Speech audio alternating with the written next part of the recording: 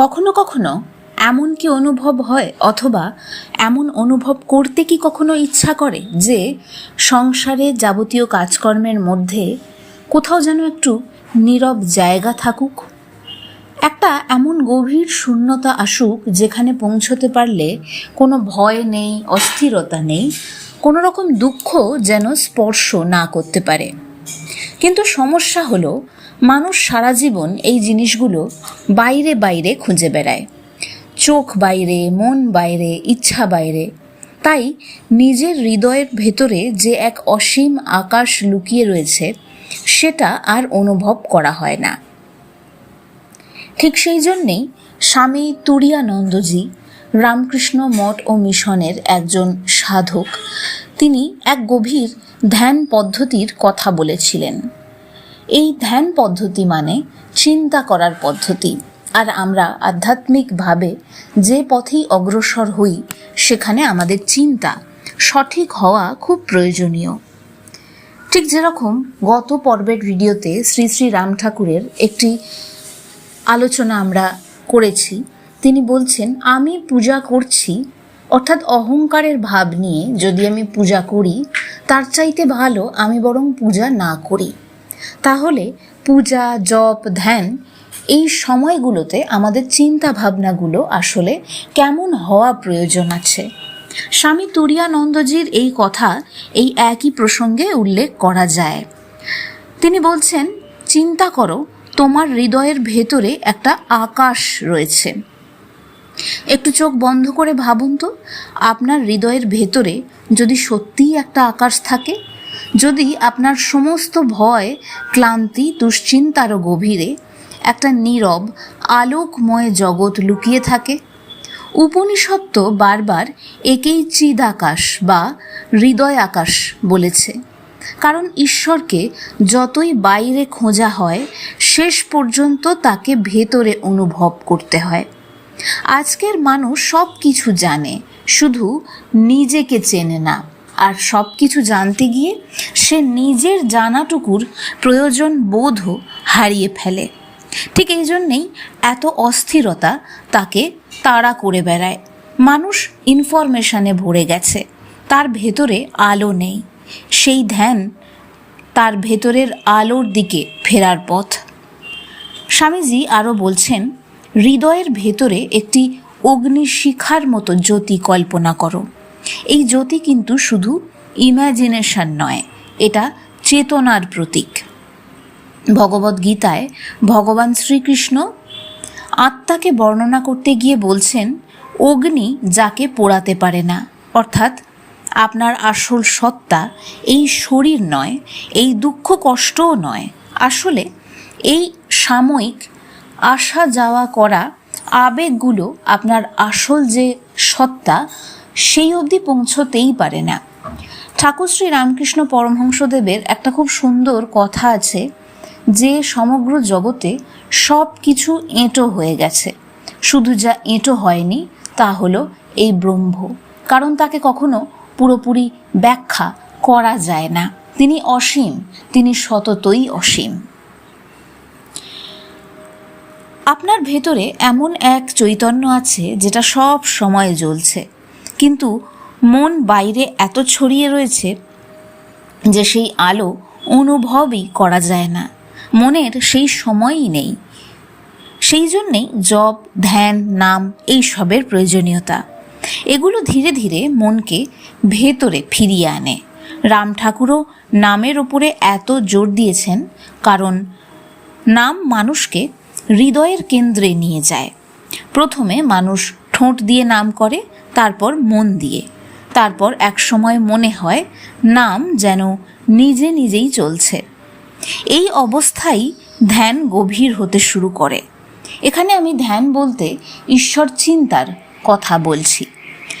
স্বামী তুরীয়ানন্দজির আরেকটি ধ্যান পদ্ধতি রয়েছে যেটা আরও গভীর, অর্থাৎ আমি বলতে চাইছি, যা কিছু আধ্যাত্মিক মার্গেই আপনি চলুন না কেন, আপনার চিন্তাকে সঠিক মার্গে নিয়ে যাওয়ার সবার আগে প্রয়োজন রয়েছে। তাই স্বামী তুরীয়ানন্দজি বলছেন, হৃদয়ের মধ্যে একটা পদ্ম কল্পনা করো। এই পদ্ম কেন? কারণ পদ্ম আধ্যাত্মিক জাগরণের প্রতীক। পদ্ম কাদার মধ্যেও জন্মায়, কিন্তু কাদা তাকে স্পর্শ কখনো করতে পারে না। ঠিক সেই রকমই মানুষ সংসারে থেকেও ভেতরে পবিত্র থাকতে পারে। এই পদ্মের মধ্যে দিয়েই সুষুম্না উঠে গেছে, মানে চেতনার ঊর্ধ্বগতি এই পদ্মের জাগরণের মধ্যে দিয়েই লেখা রয়েছে। যোগশাস্ত্রে বলা হয় মানুষের শক্তি সাধারণত নিচের দিকে ছড়িয়ে থাকে, কামনা, ভয়, লোভ, অস্থিরতা, কিন্তু ধ্যানের মাধ্যমে সেই শক্তি ধীরে ধীরে ওপরের দিকে উঠতে শুরু করে। সেই জন্যে ধ্যানের সময় অনেক মানুষ ভিতরে আলো, প্রশান্তি অথবা হালকা একটা অনুভব করতে পারে। এগুলো কিন্তু কল্পনা নয়, অনেক সময় এটা অন্তরের যে জাগরণ তার সূচনা। এখানে একটা গভীর সাইকোলজিক্যাল ট্রুথ আমাদের বোঝার রয়েছে। মানুষের মন সবসময় বাইরের অবজেক্টের দিকে দৌড়ে বেড়ায়, ঠিক সেই জন্যেই এত ডিস্ট্রাকশন। কিন্তু যখন মানুষ হৃদয়ের ভেতরে জ্যোতি কল্পনা করতে শুরু করে, এই কল্পনার পথ দিয়ে মানুষ আস্তে আস্তে তার ভিতরের গতিপথ তৈরি করতে শুরু করে। মন ধীরে ধীরে ইনওয়ার্ড অ্যাঙ্কার পেতে শুরু করে, অর্থাৎ ভেতরের দিকে অবলম্বন করার মতো একটা ঠেকনা, যদি সহজ ভাষায় বলি, সেটা পেতে শুরু করে এবং সেটাকে অবলম্বন করে সে অন্তর্মুখী হওয়ার রাস্তা পেয়ে যায়। এই যে অন্তর্মুখী হওয়ার রাস্তা, এটাই মেডিটেশন বা ধ্যানের মূল বিষয়। আজকের পৃথিবীতে মানুষের সবচেয়ে বড় সমস্যা অ্যাটেনশন ফ্র্যাগমেন্টেশন।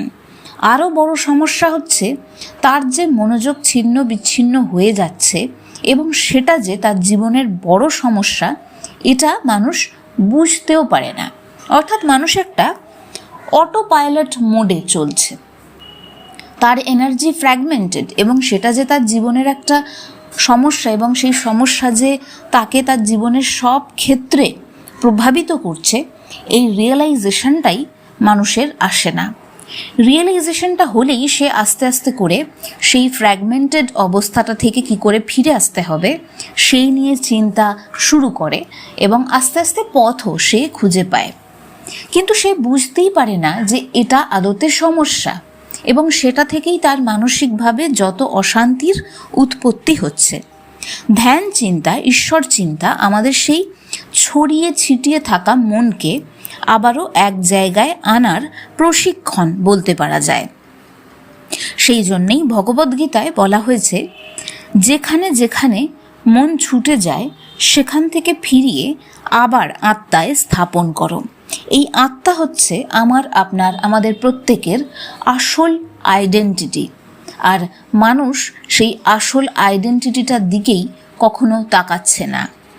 ধ্যান মানে জোর করে চিন্তা বন্ধ করে দেয়া নয়। ধ্যান মানে মনকে বারবার ভিতরের আলোর দিকে ফেরানো। প্রথমে খুব কঠিন মনে হয়, কারণ মন বছরের পর বছর বাইরে ছুটছে। সে এটা শিখে রয়েছে যে তার বাইরে ছুটে বেড়ানোটা স্বাভাবিক। তাকে আগে শেখাতে হয় যে না, একমাত্র বাইরে ছুটে বেড়ানোটাই পথ নয়, তোমাকে ভেতরের দিকেও আসতে হতে পারে এবং সেটাই সঠিক ডাইরেকশন। এটা বুঝতে সময় লাগে। মনে করে দেখুন, আপনি যে বয়স থেকেই এই ধরনের চিন্তাধারায় আসতে শুরু করেছেন, তার আগে পর্যন্ত মন কেবল ওই ছুটে বেড়ানোটাকেই স্বাভাবিক বলে জেনে এসেছে। তাই তাকে আবার নতুন শিক্ষা দিতে হচ্ছে, যেটা করতে অবশ্যই সময় তো লাগবেই, কারণ সে একটা বিষয় 30-40 বছর ধরে শিখে রয়েছে। তাকে আবার আমি প্রশিক্ষণ দিচ্ছি, তুমি নতুনভাবে চলো। তাকে তার পুরনো অভ্যাস ছেড়ে নতুনের পথে পা বাড়ানোর জন্যে সময় দিতে হবে। তাই ধৈর্য অবশ্যই প্রয়োজন। আবারও ভগবদ্গীতার কথা, অভ্যাস আর বৈরাগ্য, এর বাইরে দ্বিতীয় কোনো পথ নেই। ধীরে ধীরে ভেতরে একটা নতুন অভ্যাস তৈরি হবে। সেই জন্যে সাধকেরা বলছেন, ধ্যান হচ্ছে প্রথমে প্র্যাকটিস, পরে প্রেজেন্স। একটা প্র্যাকটিক্যাল উপায় বলি, এটা রোজ আজ থেকেই করার চেষ্টা করুন এবং দৃঢ়ভাবে করুন। সেই শ্রী শ্রী রাম ঠাকুরের কথা তুমি দৃঢ়ভাবে নামের কাছে পড়ে থাকো। দৃঢ়ভাবে কথাটা তিনি কেন বলছেন? কারণ ডিস্ট্র্যাকশন আসবে, তোমার মনের দিক থেকেই আসবে। বাইরে থেকে যা ডিস্ট্র্যাকশন সেটাকে সামলানো কঠিন হয় এই কারণে, কারণ আসল বাধা তৈরি হয় মনের মধ্যে। রাতে ঘুমানোর আগে চোখ বন্ধ করুন। বুকের মাঝখানে একটা নরম আলোর বিন্দু কল্পনা করুন। ধীরে ধীরে 5 থেকে 6 বার শ্বাস নিন এবং ত্যাগ করুন। মনে মনে নাম করুন। ভাবুন সেই আলো আস্তে আস্তে আপনার সমগ্র হৃদয়কে ভরিয়ে দিচ্ছে। তারপর অনুভব করুন সেই আলোরও গভীরে আরেকটা গভীর বিশাল নীরব আকাশ রয়েছে, যেখানে কোনো ভয় নেই, কোনো অপমান নেই, কোনো তাড়া নেই, শুধু নীরব উপস্থিতি রয়েছে। এই ধ্যান নিয়মিত করলে, এই চিন্তা নিয়মিত অভ্যাস করালে ধীরে ধীরে ভেতরের শব্দ কমতে শুরু করবে। একদিন আপনি বুঝতে পারবেন যে আপনি শুধু শরীর নন।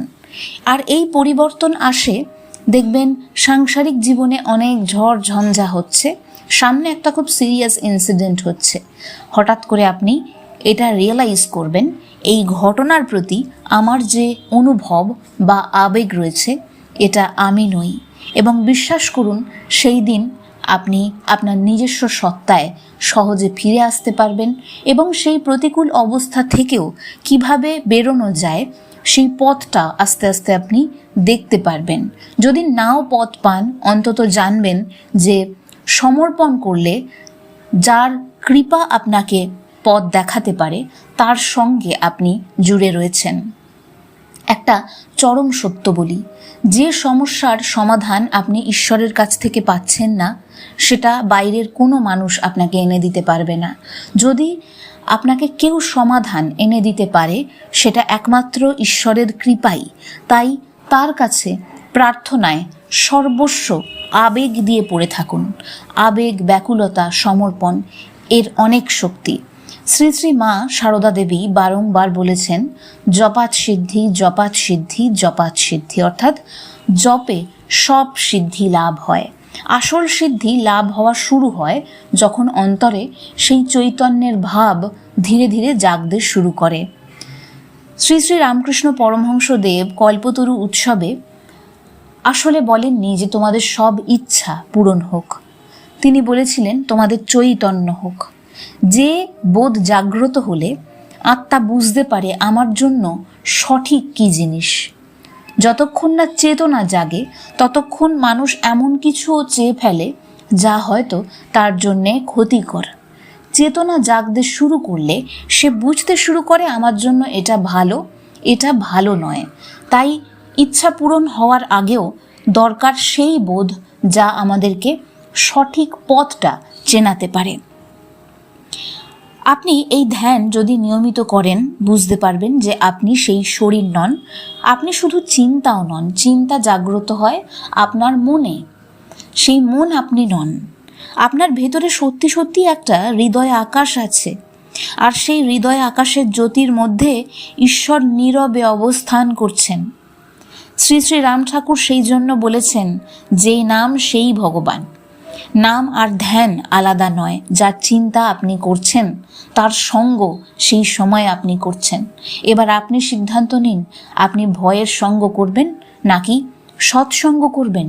নিজের অন্তরে ঈশ্বরের যে অবস্থান রয়েছে তাকে খুঁজবেন।